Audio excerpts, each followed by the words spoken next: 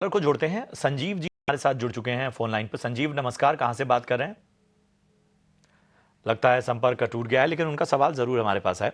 Reliance power इन्होंने खरीदारी की हुई है और इनकी बाइंग प्राइस राजेश जी मैं बता देता हूं, 60 रुपए के ऊपर की बाइंग प्राइस से इन्होंने रिलायंस पावर को होल्ड किया हुआ। 769 769 इनके पास फिलहाल शेयरों की संख्या है और कहीं ना कहीं रिलायंस पावर में फंसे हुए नजर आ रहे हैं।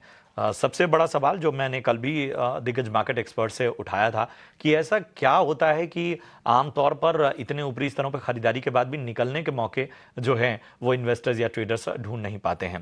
तो राजेश जी, 60 रुपए के ऊपर की खरीदारी, फिलहाल 33 रुपए के भाव पे चल रहा है रिलायंस पावर। जाहिर सी बात है कि एग्जिट तो किसी न किसी मौके पे हो जाना चाहिए था, लेकिन फंसे हुए हैं, क्या राय होगी?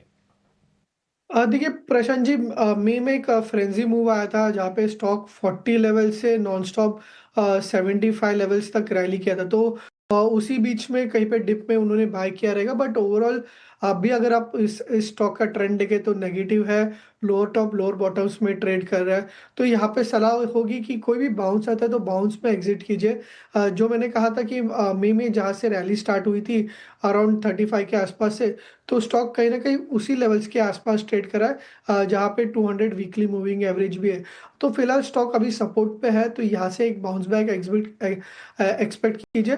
बट ओवरऑल जो ट्रेंड है इसका डाउन ही है, तो कोई मेजर आउट परफॉर्मेंस मत एक्सपेक्ट कीजिए। बट बाउंस आता है 40-42 के आसपास, तो वहाँ पे पोजीशन लाइट करने की सलाह होगी। तो बाउंस आता है तो पोजीशंस थोड़ी लाइट करने की सलाह रिलायंस पावर में। आप चलते हैं अपनी अगली क्वेरी की तरफ। यूट्यूब कॉलर है अर्चना पाटिल, उन्होंने हमें लिखा है और वो राय चाहती हैं ट्रेंट और सिगाची इंडस्ट्रीज पर। ट्रेंट के उनके पास जो स्टॉक्स है 47 के भाव पे उन्होंने लिए हैं और सिगाची के 45 रुपीज के। राजेश जी, दोनों ही स्टॉक्स जो है इन्होंने काफी ऊपरी लेवल्स पे खरीदे हैं। अगर हम 6 महीने का ट्रेंड भी देखें तो अच्छा खासा 30% से ज्यादा का डाउनफॉल दोनों में ही हो चुका है। तो आपकी क्या राय रहेगी? इन्होंने अपना टाइम होराइजन नहीं बताया है, लेकिन अगर शॉर्ट टर्म में इन्हें निकलना हो इन दोनों स्टॉक से बाहर, तो क्या टारगेट देखना चाहिए? और एक बार अगर आप थोड़ी लॉन्ग टर्म राय भी अगर बता सके, तो क्या लॉन्ग टर्म के लिए इन दोनों में बने रहना ही ठीक रहेगा? जी डेफिनेटली, ट्रेंड को अगर आप देखें तो शॉर्ट टर्म के हिसाब से भी बाउंस बैक एक्सपेक्ट करें, लॉन्ग टर्म के हिसाब से भी एक इंपॉर्टेंट सपोर्ट लेवल्स के आसपास आ गया है। इसका अगर आप 200 वीकली मूविंग एवरेज देखें, तो कहीं ना कहीं उस सपोर्ट पे आ गया है। एंड पास्ट में भी हमने देखा था कि 2024 में जो रैली स्टार्ट हुई थी, तो उसी रैली के ओरिजिन पॉइंट के आसपास आ गया है। अगर आप इंडिकेटर्स को भी देखें तो कहीं ना कहीं ओवरसोल्ड है और पॉजिटिव डाइवर्जेंस जो है देखने को मिल रहा है। तो यहाँ हायर लेवल्स की बाइंग है। अभी फिलहाल मैं एग्जिट करने की सलाह नहीं दूंगा। यहाँ से बाउंस बैक एक्सपेक्टेड है। आने वाले समय में पॉसिबली स्टॉक जो है वापस 4400 से 4500 लेवल्स आ सकता है। वहाँ पे चार्ट्स को रीचेक करना होगा।